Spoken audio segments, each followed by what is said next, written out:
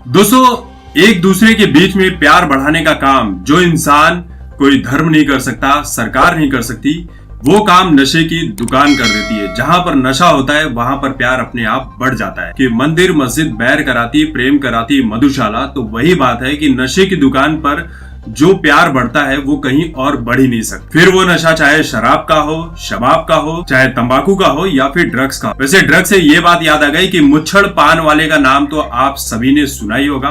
बहुत ही ज्यादा पॉपुलर पान वाला है। मुंबई में उसकी कई सारी दुकानें हैं जहां पर बड़े बड़े बिजनेसमैन, बड़े बड़े बॉलीवुड के सेलिब्रिटी सिर्फ और सिर्फ पान खाने आया करते हैं। वैसे आप अगर इसे एक साधारण पान वाला समझने की गलती करें तो यह आपकी सबसे बड़ी भूल होगी, क्योंकि जिस तरह से पिज्जा बर्गर के शॉप होते हैं, दुकानें होती हैं, ठीक उसी तरह से इस मुच्छड़ पान वाले की भी मुंबई में कई सारी दुकानें हैं और मुंबई के टॉप लोकेशंस पर दुकानें हैं जहां पर बड़े से बड़े लोग आकर पान का लुत्फ उठाते हैं। तो खबर ये मिली है कि एनसीबी ने इस मुच्छड़ पान वाले को भी समन भेज दिया था और सोमवार के दिन इस मुच्छड़ पान वाले यानी जयशंकर तिवारी को पूछताछ के लिए एनसीबी के दफ्तर बुलाया गया, जहां पर सुबह 11 बजे से लेकर रात 11 बजे तक इस मुच्छड़ वाले से कई सारी बातें पूछी गई। तो मुच्छड़ वाले भाई साहब ने जो बातें कही होंगी वो तो फिलहाल एनसीबी को ही पता होगी, लेकिन मुच्छड़ पान वाले का नाम आना मतलब बहुत बड़ी बात है। इन भाई साहब की दुकान से एनडीपीएस भी मिला है, जो एक तरह का ड्रग्स होता है।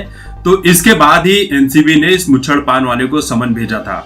अब एक बात तो ये तय है कि इस मुच्छड़ पान वाले की दुकान ये सिर्फ पान की दुकान ही है, ये नशे का एक चलता फिरता बहुत बड़ा कारोबार है। सुनने में ये भी आया है कि इस मुच्छड़ पान वाले की दुकान से जो बॉलीवुड के बड़े बड़े सेलिब्रिटी हैं उनके घर पर रोजाना पान की सप्लाई की जाती है। यानी रोज जिस तरह से फूड डिलीवरी बॉय काम करते हैं, भोजन पहुंचाने का काम करते हैं आपके घर पे, ठीक उसी तरह से ये पान वाला कई बड़े बॉलीवुड के जो सेलिब्रिटी हैं उनके घर पर 8, 10, 15, 20 पान भिजवाने का काम करता है। यानी आप समझ सकते हैं कि माजरा क्या हो सकता है।